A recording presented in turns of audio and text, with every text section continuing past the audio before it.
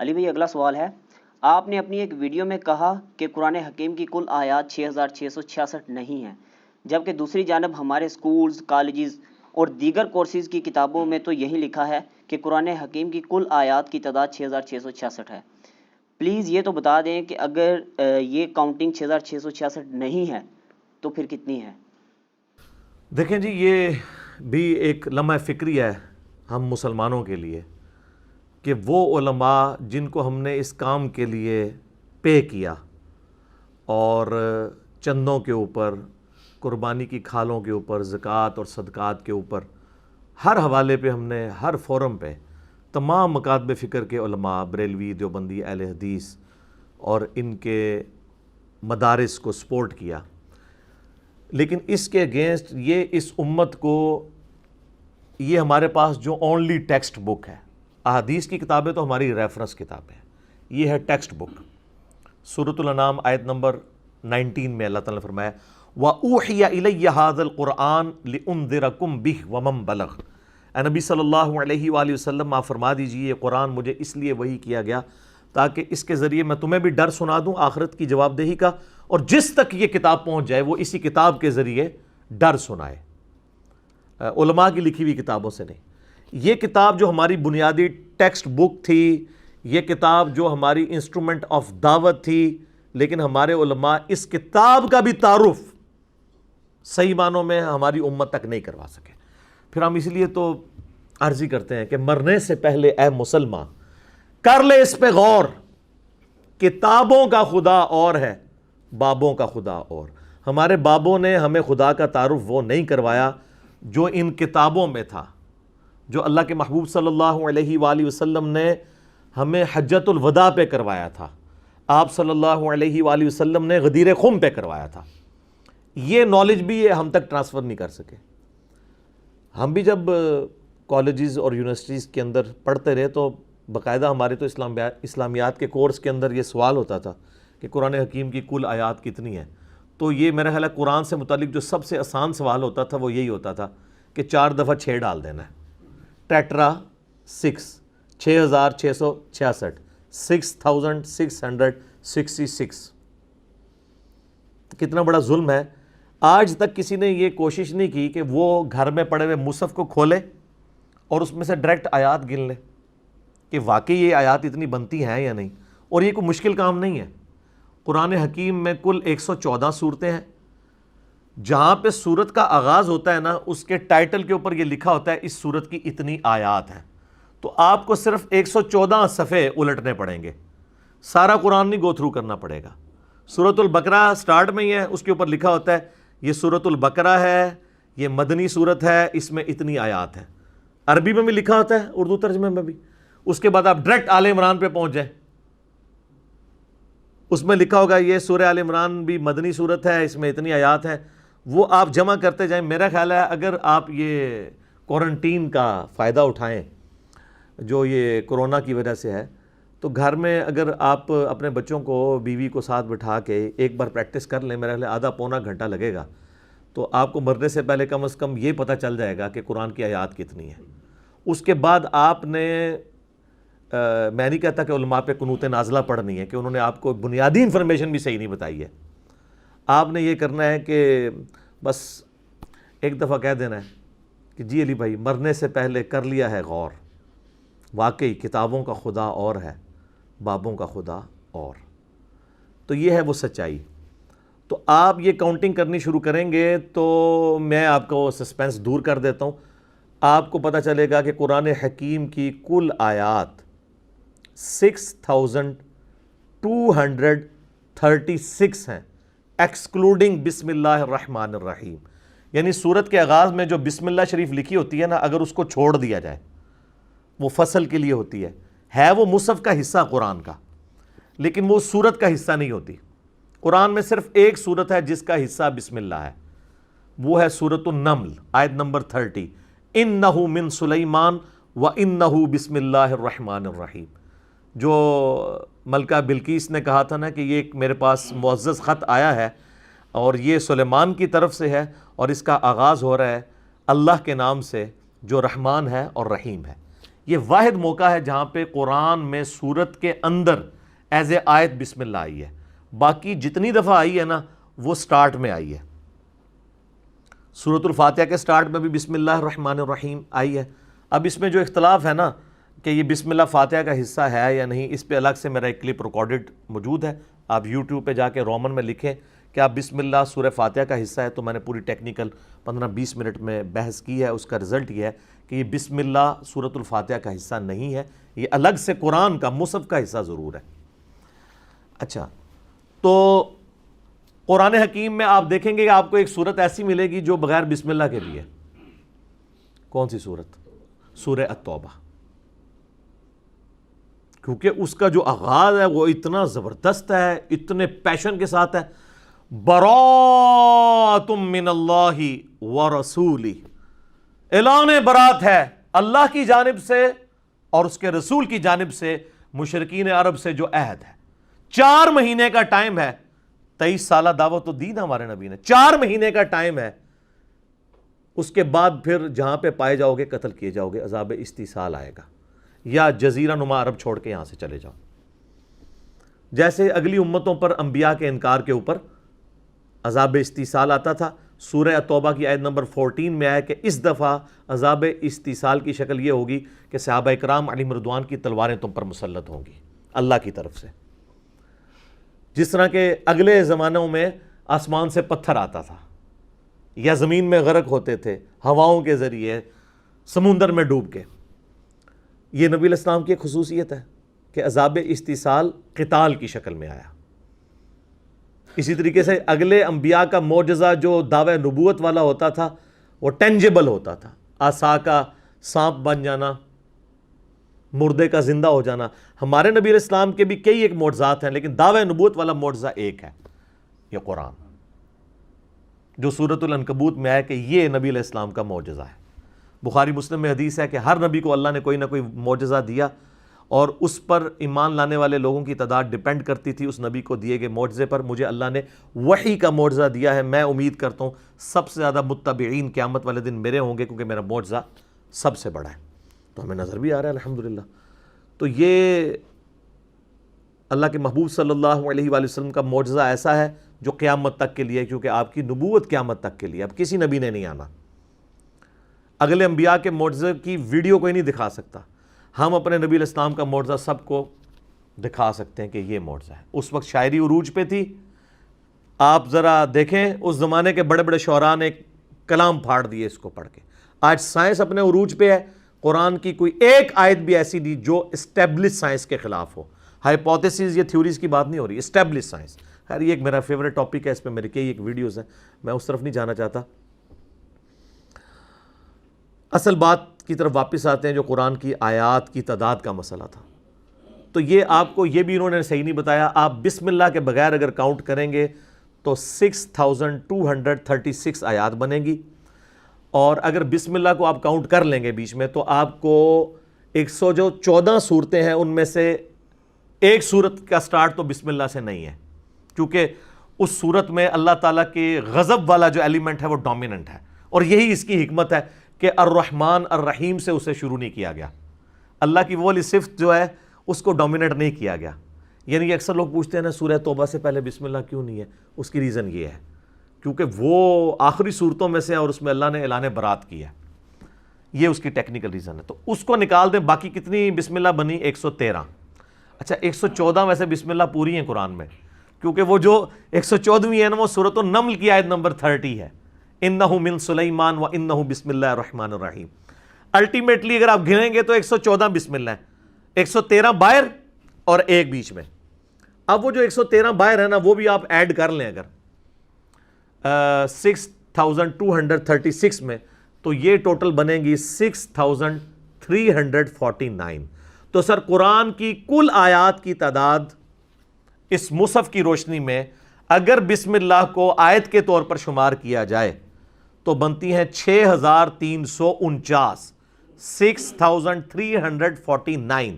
اور اگر بسم اللہ کو آیت نہ شمار کیا جائے، مصحف کا حصہ تو سارے ہی مانتے ہیں، اس کے بغیر صورتوں کی آیات کو گنا جائے تو وہ بنتی ہے 6236. تو یہ 6666 سے بہت دور کا عدد ہے، کوئی لینا دینا نہیں ہے. اب یہ چلا دیا. اچھا، نبی علیہ السلام کے مبارک زمانے میں نا قرآن کی آیات کی نمبرنگ نہیں تھی، یاد رکھیے، نمبر نہیں تھے، لیکن ہر آیت کے اینڈ کے اوپر نشانی کے طور پہ تا ڈالی جاتی تھی. آیتن کہتے ہیں عربی میں نشانی کو، سمبل کو، سائن کو. تو یہ تھا کہ جی الحمدللہ رب العالمین کے آگے ایک تا ڈلی ہوئی ہوگی، وہ تا ہی بنتے بنتے اب دائرہ بن چکی ہے. یہ دائرے تھے، لیکن نبی علیہ السلام کے مبارک زمانے میں نمبرنگ نہیں تھی. یعنی آج اگر کوئی صحابی زندہ ہو کے آ جائیں اور ہم ان سے پوچھیں کہ بتائیے کہ یہ سورۃ الاحزاب کی کتنے نمبر آیت ہے، ان اللہ وملائکتہ یصلون علی النبی صلاۃ بر محمد وآل محمد اللہم صلی علی محمد وعلی آل محمد، تو سر جب تک وہ صحابی سورۃ الاحزاب کھول کے ایک ایک کر کے وہ دائرے گننا نہ شروع کرے، وہ آپ کو نہیں بتا سکتے. یہ یعنی صحابہ کی کوئی تنقیص نہیں ہے، میں آپ کو بتا رہا ہوں اللہ نے مزید آسانیاں آپ کر دی ہیں. تو وہ نہیں بتا سکتے کہ یہ 56 نمبر آیا تھا. اگر میں امام مسلم رحمہ اللہ میرے سامنے آ جائے اور میں ان سے پوچھوں کہ سر یہ بتائیے جو مسلم شریف آپ نے لکھی تھی اس میں یہ حدیث کتنے نمبر کے اوپر ہے کہ علی سے محبت نہیں رکھے گا مگر مؤمن، علی سے بغض نہیں رکھے گا مگر منافق، تو کہیں گے تو گننی پڑے گی مجھے، ہے شروع میں ہے ایمان کے چیپٹر میں. تو لیکن ہمارے ویڈیوز دیکھنے والے چھوٹے چھوٹے بچے بھی کہیں گے سر 240 ہے، 240، یہ سر اسلام 360 میں ڈال کے بھی آپ کو دکھاتے ہیں. تو امام مسلم ماتھا چوم لیں گے، یار کیا بات ہے یار، نمبرنگ کر دی انہوں نے، کیونکہ امام مسلم نے نمبرنگ نہیں کی تھی، کسی محدث نے نمبرنگ نہیں کی تھی. اگر امام بخاری ہمارے سامنے آئے تو ہم ان سے کون سا نمبر پوچھیں گے؟ ہم کہیں گے سر آپ نے ایک حدیث لی تھی جس کی وجہ سے علی بھائی کو گالیاں کھانی پڑ رہی ہیں اور علی بھائی پہ مقدمات بن رہے ہیں، حالانکہ یہ مقدمہ تو آپ پہ انہوں نے بنا دینا تھا اگر آپ زندہ ہوتے، کہ یہ جو آپ نے حدیث لی ہے کہ عمار کو ایک باغی جماعت قتل کرے گی، عمار انہیں جنت اور اللہ کی طرف بلائے گا اور وہ جماعت دوزخ کی طرف بلا رہی ہوگی، تو یہ آپ نے مولا علی کے حق میں اتنی بڑی حدیث لے کے اور ان کے مخالفین کے اوپر اتنی تگڑی جو حدیث لی ہے، یہ کس نمبر پہ لی ہے؟ تو وہ کہیں گے بیٹا یہ تو مجھے گننی پڑے گی. تو ہمارے عام سا اسٹوڈنٹ کہے گا سر یہ تو بڑی مشہور حدیث ہے 2812، سر ڈالیں اسلام 360 میں 2812 کھل جائے گی. یہ یعنی برکات ہیں اس دور کی. تو قرآن کی نمبرنگ بھی بعد میں ہوئی لیکن نشانیاں موجود تھیں، حدیث کی نمبرنگ بھی بعد میں ہوئی لیکن ظاہر وہ حدیثیں الگ الگ اسناد کے ساتھ موجود تھیں آسانی کے لیے. آپ بلکہ آپ لیٹسٹ قرآن دیکھیں گے نا تو اس میں تو ابھی دارالاسلام والوں نے جو قرآن چھاپا ہے نا، انہوں نے جو ڈیجٹس ہیں نا اندر والے وہ بھی جو ہے نا وہ انگلش والے ڈیجٹ کر دیے ہیں، عربک نہیں ہے. ہمارے لوگ تو 2 اور 6 کا فرق ہی نہیں ان کو یاد رہتا کہ ادھر سے شروع ہوتا ہے یا ادھر سے شروع ہوتا ہے. ٹھیک ہے، حالانکہ یہ بہت پہلے ہونا چاہیے تھا لیکن اب انہوں نے کیا. دارالاسلام والوں نے اب جو حدیث کی کتابیں چھاپ رہے ہیں نا ان میں وہ نمبرنگ کو یعنی عربی میں انہوں نے عربی والا نمبر ڈالا ہوا ہے، اردو ترجمے میں نا وہ ڈیجٹ وہ والے ڈالتے ہیں جو ہم 1 2 3 یوز کرتے ہیں. تو یہ بہت پہلے ہو جانا چاہیے تھا تاکہ آسانی ہو جاتی لوگوں کے لیے، کیونکہ ہماری تعلیم میں تو یہی کچھ سکھایا جاتا ہے. تو قرآن کی کل آیات 6666 نہیں ہے بلکہ 6349 ہیں اگر 113 بسم اللہ ڈالی جائیں، اور اگر وہ نہ ڈالی جائیں تو 6236 ہیں. اور سر یہ صرف آیات کے معاملے میں آپ کے ساتھ دھوکہ نہیں ہوا، اور بھی بہت کچھ ہے اس میں، اس پہ اکتفا نہیں ہے. 114 صورتیں یہ تو آپ کو انہوں نے ٹھیک بتایا، سب کچھ بھی غلط نہیں تو سے آیا. ٹھیک ہے، اور آپ کو ایک اور انہوں نے بات بتائی ہوگی جی وہ قرآن میں جی 14 سجدے ہیں. سر 14 نہیں، آپ گن کے دیکھ لیں 15 ہیں. سورۃ الحج میں 2 سجدے ہیں اور اس کی فضیلت ہے یہ 2 سجدوں کی وجہ سے، اور دوسرے سجدے کے ساتھ لکھا ہوتا ہے یہ شافعی سجدہ ہے. سجدے بھی شافعی بنا چھڑے انہوں نے، حالانکہ یہ مصحف تو امام شافعی سے بہت پہلے تھا. ٹھیک ہے، یہ تو حدیث کے اندر جامعہ ترمذی میں اور کئی کتابوں کے اندر صحیح ابن حبان ابن خزیمہ میں صحیح اسناد کے ساتھ موجود ہے کہ نبی علیہ السلام نے فرمایا کہ اللہ تعالیٰ نے سورۃ الحج کو 2 سجدوں کی وجہ سے فضیلت دی ہے. ہاں اہل حدیث کرتے ہیں، باقی لوگ اس کو سکپ کر دیتے ہیں. تو آپ مصحف شیعہ کا اٹھائیں سنی کا اٹھائیں، اس میں وہ والا سجدہ لکھا ہوگا اور لکھا ہوگا عند الشافعی، شافعی کے نزدیک. ٹھیک ہے، تو 15 سجدے ہیں، صورتیں 114 اور سجدے 15. اب آ جائیں جو منازل ہیں، منازل 7 ہی ہیں، یہ صحابہ کے دور میں اسٹیبلش تھی. صحابہ کرام کے دور میں صورتوں کی ڈویژن بھی تھی، آیات کی ڈویژن بھی تھی، نمبرنگ نہیں تھی، صورتوں کی نمبرنگ نہیں تھی، ترتیب تھی، جو مصحف عثمانی جسے ہم کہتے ہیں، اور منازل بھی تھے. وہ دیکھیں بڑے انٹلیکچوئل ہیں. اگر سورۃ الفاتحہ کو آپ مقدمہ مان لینا تو پہلی منزل میں 3 صورتیں ہیں، دوسری میں 5، تیسری میں 7، چوتھی میں 9، پانچویں میں 11، اور چھٹی میں 13، اور 7ویں منزل میں 65، وہ بھی 13 کا ملٹیپل بنتا ہے، 13 ملٹیپلائڈ بائی 5، اور آلموسٹ برابر ہی ہیں، تھوڑا بہت فرق ہے، لیکن انہوں نے صورتیں نہیں توڑی. یہ صحابہ کے زمانے میں کام ہوئے تھے، اس لیے اس میں کوئی گڑبڑ نہیں ہوئی. البتہ سپاروں کی ڈویژن بعد میں ہوئی ہے، اس میں گڑبڑ ہو گئی ہے. سپارے تو تابعین کے دور میں بنائے گئے، جب لوگ سست ہو گئے تو انہوں نے کہا چلو لوگ ایک ہفتے میں قرآن نہیں ختم کر سکتے. صحابہ کرام تو ایک ہفتے میں قرآن ختم کرتے تھے، ایک ایک منزل پڑھ کے، وہ نشانیاں لگی ہوئی تھی. بعد میں جب سستی آئی تو لوگ ایک مہینے میں قرآن، اب تو سر ایک مہینے کیا، ایک زندگی میں بھی ایک قرآن صحیح طریقے سے نہیں پڑھتے لوگ.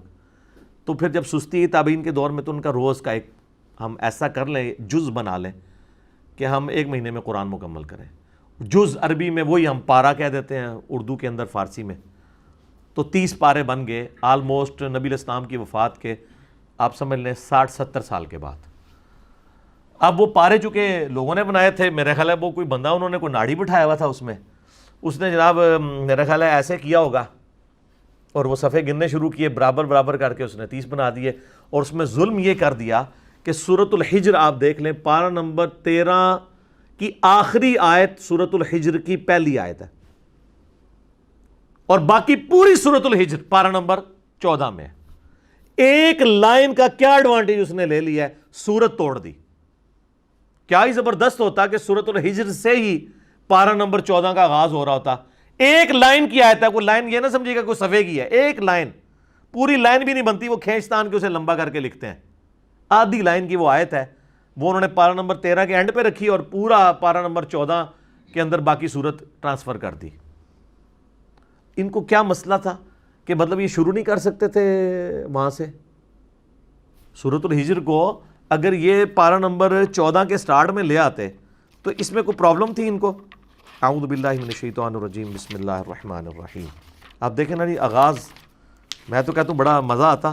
سٹارٹ ہو رہا ہے الف لام را.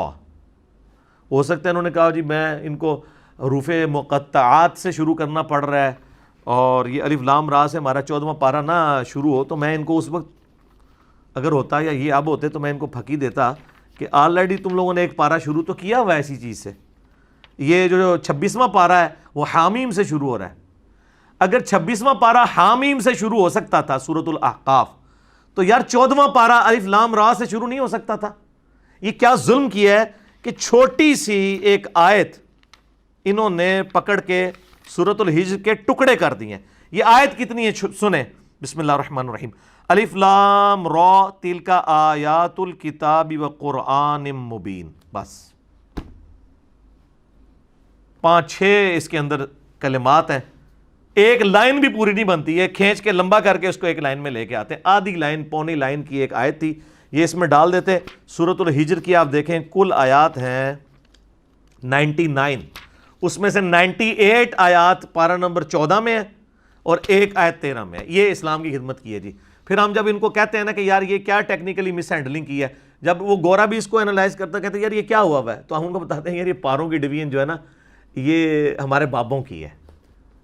یہ کتابوں کا خدا اور ہے اور بابوں کا خدا اور. تو میں پھر پہلے عرض کرتا ہوں پھر آگے چلتے ہیں. ابھی میں نے اس کے اوپر ڈسکشن کرنی ہے کچھ کہ مرنے سے پہلے اے مسلمان کر لے اس پہ غور، کتابوں کا خدا اور ہے، بابوں کا خدا اور. کہنے کو تو دین سب کا اسلام ہے، لیکن صوفیہ بھی کہتے ہیں ہم اسلام کو فالو کر رہے ہیں، سلفی بھی کہتے ہیں ہم اسلام کو فالو کر رہے ہیں، حنفی بھی کہتے ہیں ہم اسلام کو فالو کر رہے ہیں، بریلوی دیوبندی اہل حدیث شیعہ سب کے سب کہہ رہے ہیں کہنے کو تو دین سب کا اسلام ہے، لیکن کتابوں کا جہاں اور ہے، بابوں کا جہاں اور. اس کا ایک وکھرا جہاں ہوتا ہے بابے کا. یہ وکھرے جہاں آپ دیکھ لیں انہوں نے کیا جہاں انہوں نے بنایا. تو آپ ہماری باتیں سنیں گے نا تو ایک دن آئے گا آپ بھی جھوم جھوم کے کہیں گے کہ نہ میں وابی نہ میں بابی، میں ہوں مسلم علمی کتابی، نہ میں سو کالڈ وہابی ہوں اور نہ میں سو کالڈ بابوں کا دفاع کرنے والا بابی ہوں، میں علمی کتابی مسلم ہوں۔ تو اب مجھے بتائیں، یہ جو پبلک میں انہوں نے مشہور کیا ہے کہ جی شیعہ کہتے ہیں قرآن کے 40 پارے ہیں،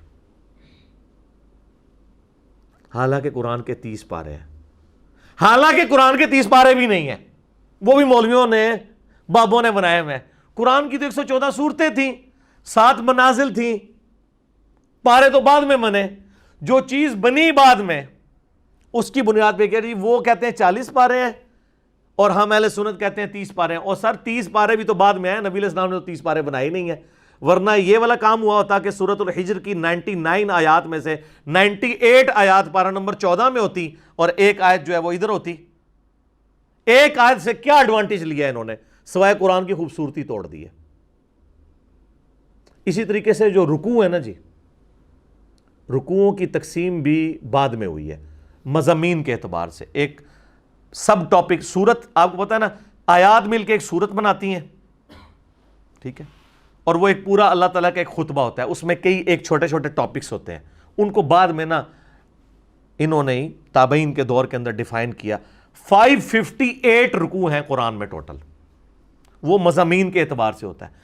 اور یہ جو رکوع ہے نا، یہ سپاروں کی تقسیم سے بھی بالا ہیں۔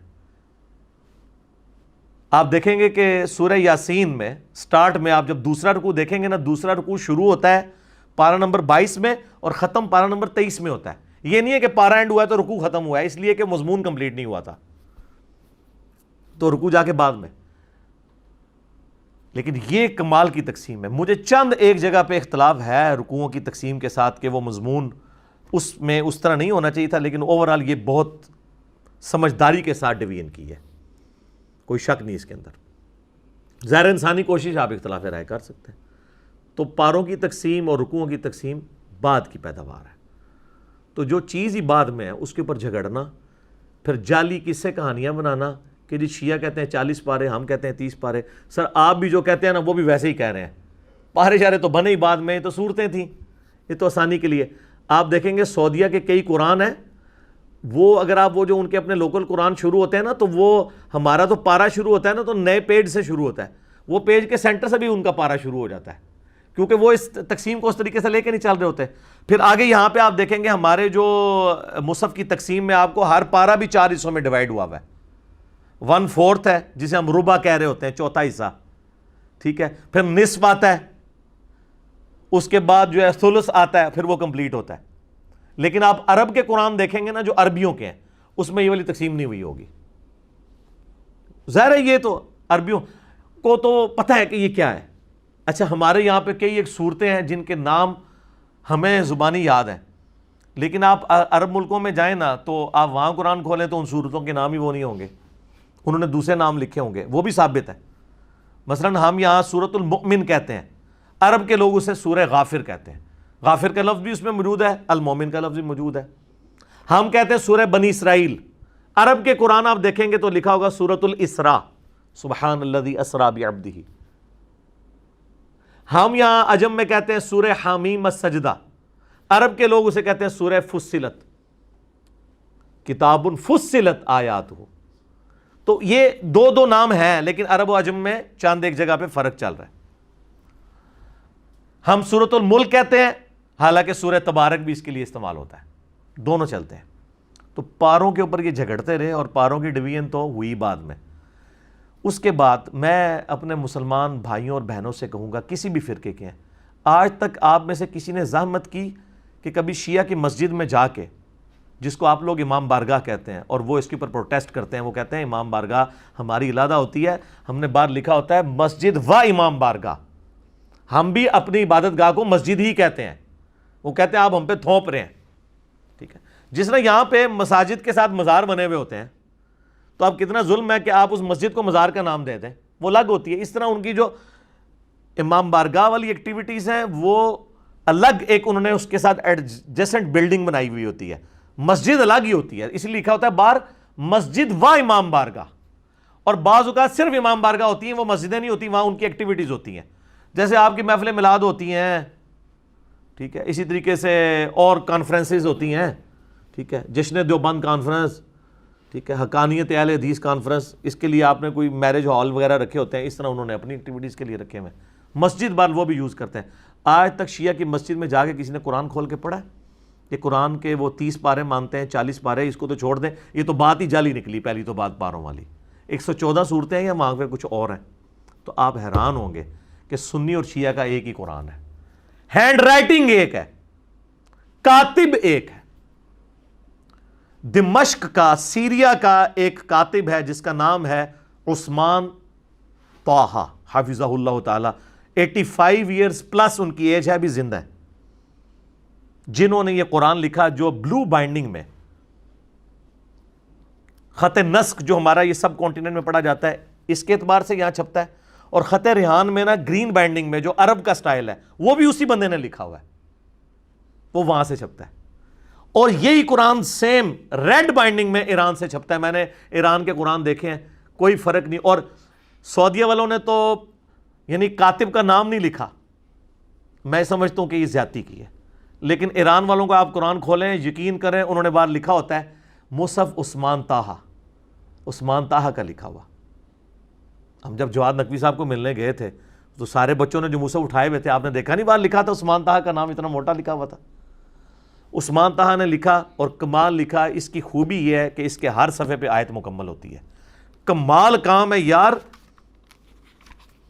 6236 آیات، یا بسم اللہ ملا لیں تو 6349 آیات ہوں، اور مصحف کے کل صفحے جو ہمارے سب کانٹیننٹ کی رائٹنگ میں لکھا 611 صفحے ہیں اس کے، اور اس طرح اس کو ترتیب دیا جائے کہ ہر صفحے پہ آیت مکمل ہو رہی ہو۔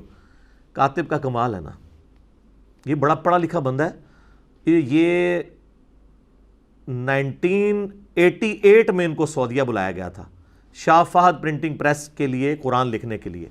یہ 10 سال سعودیہ میں رہے ہیں، اور اس 10 سالوں میں انہوں نے 4 مصحف لکھے ہیں، اور وہ مصحف اللہ کے فضل سے پوری دنیا میں چل رہے ہیں، جن میں سے ایک یہ مصحف ہے ہمارا اجمی خط نسخ والا سٹائل، ایک خط ریحان والا ہے جو تھوڑا سا چپٹا کے لکھا جاتا ہے، جو یہاں پہ لوگ کہتے ہیں وہ یارو ساڈا قرآن دیو سانو، حالانکہ وہ لکھا ہوتا ہے، ٹھیک ہے۔ تو وہ بھی اس نے لکھا ہے، اور ماشاءاللہ اس کا قرآن پوری دنیا میں چل رہا ہے۔ ایران والوں نے بھی اسی سے رائٹس لیے ہیں، وہ ریڈ بائنڈنگ میں وہ قرآن چھاپ رہے ہیں۔ آپ دیکھیں گے جدھر جدھر جو جو آیت مکمل ہو رہی ہے وہی ایران والوں کا قرآن بھی، چونکہ ہے ہی وہ ہے تو کوئی فرق نہیں ہے۔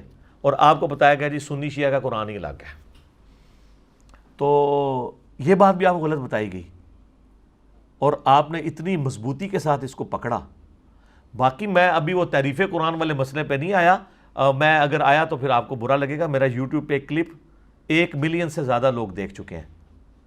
کیا صرف شیعہ ہی کافر ہیں؟ کیا تعریف قرآن صرف شیعہ نے کی ہے؟ سوالیہ نشان۔ تو آپ دیکھ لیں، اس میں میں نے پھر پورا کچا چٹا کھولا دونوں طرف کا۔ اینڈ رزلٹ یہ ہے کہ دونوں طرف کتابوں کے اندر ڈنڈیاں ماری گئی ہیں، جس کی وجہ سے قرآن کو مشکوک بنایا گیا، لیکن الٹیمیٹلی قرآن مشکوک نہیں ہوتا، کیونکہ یہ تواتر سے آیا ہے، اور قرآن کی حفاظت کی ذمہ داری کس نے لی ہے؟ اللہ نے۔ انا نحن نزلنا الذکر وانا لہ لحافظون، یہ بھی سورۃ الحجر کی آیت ہے، جنہوں تروڑیا انہوں نے، کیڑی سورت انہوں نے پان دیتی ہے، جس کی آیت نمبر 9 ہے۔ بے شک ہم ہی نے اسے نازل کیا، اور ہم ہی اس کی حفاظت کرنے والے ہیں، کیونکہ آپ علیہ السلام کی نبوت قیامت تک کے لیے ہے، اور معجزہ بھی قیامت تک کے لیے باقی۔ تو یہ جو قرآن حکیم کی آیت ہے، اس بات پہ ثبوت ہے کہ اللہ نے اس کی ذمہ داری خود لی ہے، اس کو کوئی نہیں چینج کر سکتا۔ لوگ کہتے ہیں جی یہودیاں نے ایک صورت بنا چاہیے، وہ بنا دیں، میں کہتا ہوں جی وہ پرنٹ بھی کر دیں۔ شاہ فہد پرنٹنگ پریس میں سے یہ نسخے 200 ملین ابھی تک پرنٹ ہو چکے ہیں، 20 کروڑ سے زیادہ، جو پوری دنیا میں فری بانٹتے ہیں۔ ماشاءاللہ یہ بہت بڑی ان کی کنٹریبیوشن ہے۔ میں کہتا ہوں یہودی جو ہے نا 200 کی بجائے 400 ملین چھاپ لیں آیات اور صورتیں ایڈ کر کے، وہ کسی مسلمان کے گھر میں سروائیو ہی نہیں کر سکتا۔ اس کی وجہ یہ ہے کہ قرآن کی حفاظت کی ذمہ داری اللہ نے لی ہے، اور لی ہے حفاظ کے ذریعے، سینہ مسینہ۔ آپ دیکھتے ہیں جب بھی قرآن اردو ترجمے والا چھپتا ہے نا، جو یہاں پہ تاج کمپنی نے چھاپا ہے، ضیاء القرآن نے، اس کے اینڈ پہ 5-6 حفاظ کے سائن ہوتے ہیں کہ ہم نے لفظ با لفظ پڑھا ہے، اس میں کوئی غلطی نہیں ہے۔ قرآن کی پروف ریڈنگ کون کرتا ہے؟ حافظ۔ ریٹن چیز کی پروف ریڈنگ کر رہا ہے جس کو زبانی کرائم ہے. ہائے ہائے ہائے ہائے. دنیا میں اس وقت حفاظ کی تعداد مسلمانوں کے اندر ملینز میں ہے, لاکھوں میں نہیں ہے, ملینز میں. امام کعبہ بھی غلطی کرتا ہے نا, اس کو پیچھے سے لقمہ مل جاتا ہے, کوئی لحاظ نہیں کیا جاتا. تو قرآن کی حفاظت تو اللہ نے لی ہے, سینہ بسینہ قرآن یاد کر کے ٹرانسفر ہوا ہے. قرآن دنیا میں ایک ہی ہے, مشرق سے لے کے مغرب تک, شمال سے جنوب تک. آپ انڈونیشیا کا مسلمان اٹھائیں, وہاں سے افریقہ کا اٹھا لیں, اور ادھر اوپر جا کے رشیا کا مسلمان اٹھا لیں, یا ادھر سب کانٹیننٹ کا کوئی مسلمان, آپ اس سامنے کوئی قرآن کی آیت پڑھیں نا تو وہ اگلی آیت آپ کو پڑھ کے بتا دے گا, کوئی ڈنڈی مار ہی نہیں سکتا. یہ فضیلت اور کسی کتاب کو حاصل نہیں ہے. اور سر میں موقع غنیمت جانوں تو آپ کو بتاؤں, یہی سیم کیس بخاری مسلم کے ساتھ ہے. لوگ کہتے ہیں جو بریلویوں نے اپنی بخاری چھاپی ہوئی ہے, مسلم اپنی وہ ایک ہی ہے, ترجمہ بھی آلموسٹ ایک ہے, تفسیر میں ڈنڈی ماری ہے. تو تفسیر میں تو قرآن میں بھی انہوں نے ڈنڈی ماری ہوئی ہے. قرآن کی صرف ٹیکسٹ کی حفاظت ہے, بعض کا ترجمہ میں ماری ہے, وہ اللہ تعالیٰ حفاظت کر دیتا ہے. تو اللہ کے فضل سے یہ محفوظ کتاب ہے. اس کی پروف ریڈنگ کون کرتا ہے؟ حفاظ. اور اس کے ساتھ پیرلل میں حضرت عثمان غنی رضی اللہ تعالیٰ عنہ کے لکھوائے ہوئے نسخے اس وقت دنیا میں کم از کم 3 میوزیمز کے اندر موجود ہیں. رشیا کے میوزیم کے اندر, انگلینڈ کے میوزیم کے اندر, اور ایک جو ٹاپ کاپی میوزیم ہے ٹرکی کا, جس کے پہ وہ والا صفحہ بھی موجود ہے جس پہ حضرت عثمان کا خون گرا تھا, فَسَيَكْفِيكَهُمُ اللَّهُ, تجھے اللہ ہی کافی ہے ان کے اگینسٹ. وہ والا مصحف جو حضرت عثمان تلاوت کر رہے تھے تو ان کو شہید کیا گیا, وہ مصحف سیف ہے. تو اس کے ساتھ آپ ایک ایک چیز میچ کر سکتے ہیں. دنیا میں کوئی کسی مذہب کا ماننے والا اپنی ٹیکسٹ بک اس طرح کی پیش کر سکتا ہے. اور آج تو جدید دور ہے, کاربن ڈیٹنگ کروا کے دیکھ لیں, قرآن کے کتنے نسخوں کی کاربن ڈیٹنگ ہوئی ہے, وہ حضرت عثمان کے زمانے کے نکلے ہیں. تو کوئی یہ بھی نہیں کہہ سکتا کہ یار اس زمانے کا قرآن اور تھا, بدل گیا. باقی یہ جو پروپیگنڈے کر رہے ہوتے ہیں نا کہ جی اس کی فلاں قرات تھی, یہ تھی, وہ تھی, چھوڑیں. جس قرات کے اوپر اجماع اور تواتر ہے نا, وہ یہ ہے جو آپ کے ہاتھ میں ہے, جسے یہ لوگ ٹیکنیکلی قاری حضرات کہتے ہیں امام حفص کی قرات. قرآن کو بھی اماموں کے ساتھ جوڑا ہوا ہے. وہ ضرورت ہی نہیں کہہ رہے کہ امام حفص کی قرات عبداللہ ابن مسعود کے شاگرد تھے, اور وہ یہ تو تواتر سے آئے. امام حفص نہ بھی ہوتے کو فرق نہیں پڑنا تھا. یہ تو اس طریقے سے ہے کہ میں کہوں جی عثمان طہا نہ ہوتا تو یہ مصحف ہی نہ آتا. عثمان طہا کا محتاج ہے, نہ امام حفص کا محتاج ہے قرآن, نہ عثمان طہا کا محتاج ہے.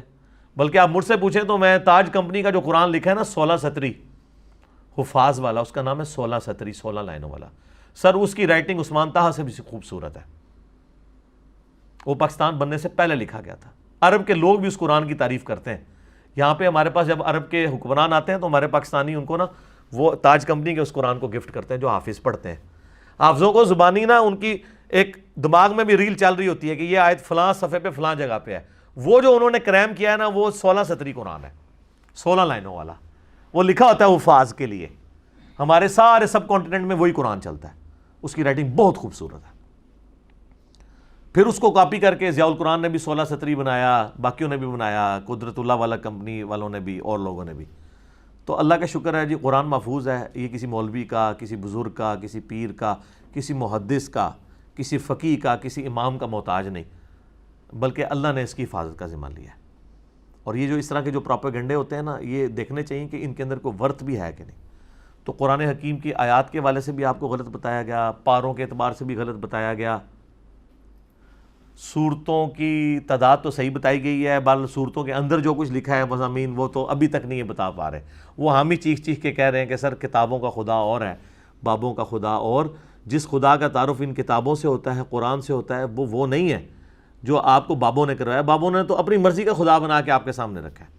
تو ہم آپ کو جھنجھوڑ کے یہ ساری باتیں بتا رہے ہیں تاکہ آپ کو یہ باتیں سمجھ آ جائیں. تو میں نے یہ ایک اوور آل پکچر آپ کے سامنے رکھ دی ہے, اور جو لوگ یہ ویڈیو دیکھیں گے ان کو آئیڈیا ہو جائے گا کہ دین جو کتابوں کے ذریعے ہے اور جو بابوں کے ذریعے اس میں فرق ہے. باقی کورس کی کتابوں میں ظاہر ہے چونکہ بابوں کے ہی زیر اثر لوگ لکھ رہے ہوتے ہیں تو وہ اس طرح چل رہا ہوتا ہے. میں نے جو قرآن کلاسز اپنی لیٹسٹ ریکارڈ کروائی ہیں اس کے پہلے 6 لیکچر صرف تعارف قرآن پہ ہیں. سر آپ دنیا میں ہزاروں کتابیں پڑھ لیں تو ایک طرف وہ نالج ہوگا ہر اعتبار سے. آپ کو ہر ٹاپک میں نے اس میں ڈسکس کیا 40 پوائنٹس, اور یہ جو کچھ میں نے آج کچھ بولا ہے نا اسی ٹاپک پہ اس سے ڈیٹیل میں اس میں بول چکا ہوں. یہ اس کے 4-5 پوائنٹس ہیں جو میں نے تھوڑے سے وقت میں ڈسکس کیے ہیں, وہ 40 پوائنٹس ہیں جو آپ سوچ سکتے ہیں نا قرآن کے تعارف پہ، وہ آپ کو 6 لیکچرز، ہمارے قرآن لیکچرز کی جو نیو کلاسز ہیں، جو ہم نے ایک ڈیفرنٹ بیک گراؤنڈ کے ساتھ سٹارٹ کیے ہیں، ایک طرح کا بیک گراؤنڈ چل رہا ہے اس کا، پیچھے وہ جو محراب سے بنے ہوئے ہیں ڈارک گرین کلر میں، اور بیچ میں وہ بڑا خوبصورت سا، تو ظاہر ہے ہمیں وہ فزیکلی تو کسی مسجد کے محراب میں نہیں بیٹھنے دیں گے، تو اسی محراب ہی چکے تھے لہندا سی کہ جناب اے ویکھو چلو اسی بیٹھے ہیں، اور اس کو ڈیفرنٹ کیا تھا کیونکہ باقی میری ساری کلاسز جو ہے نا وہ ڈیفرنٹ بیک گراؤنڈس کے ساتھ ریکارڈ ہوتی تھی. آلریڈی جو 344 کلاسز کے اندر قرآن آلموسٹ 9 سال میں مکمل ہوا ہے، اور یہ تو شاید اب 9 سال سے بھی زیادہ لگ جائیں، لیکن یہ میں تفصیلی کر رہا ہوں کہ کوئی کسر اس میں رہے نا. تو وہ ہم نے ڈیفرنٹ بیک گراؤنڈ سے کیا ہے، اس سے پتہ چل جائے کہ یہ قرآن کلاس ہے اور یہ ادر دین قرآن کلاس ہے. تو اس میں آپ 40 پوائنٹس وہ پہلے 6 لیکچر سن لیں تو آپ حیران ہو جائیں گے قرآن اینڈ ماڈرن سائنس کے اعتبار سے، قرآن کی جو ناسخ و منسوخ کا ایشو ہے، اور ہر طرح کے یہ معاملات. اس کی عربک کون سے والی عربک ہے، یہ بھی اکثر آپ سن رہے ہوں گے جو قرآن دی عربی ہو رہا ہے تو اور عربی ہو رہا ہے، او ایک ہی ہے عربی اور ہے. ٹھیک ہے جی، بس میں ہی کہاں گا غور کر، اور کہنا لیا مرنے سے پہلے اے مسلمان کر لے اس پہ غور، اور چھڑ غور کر. ٹھیک ہے، کتابوں کا خدا اور ہے، اے اور کہہ تو تے بابیاں دا خدا اور اے اور ہے تے غور کر کہ تنوں دین کچھ اور دسیا گیا. تو ایک دیہڑا آئے گا تو بھی کہیں گا انشاءاللہ کہ نہ میں وابی نہ میں بابی، میں ہوں مسلم علمی کتابی. ٹھیک ہو گیا جی.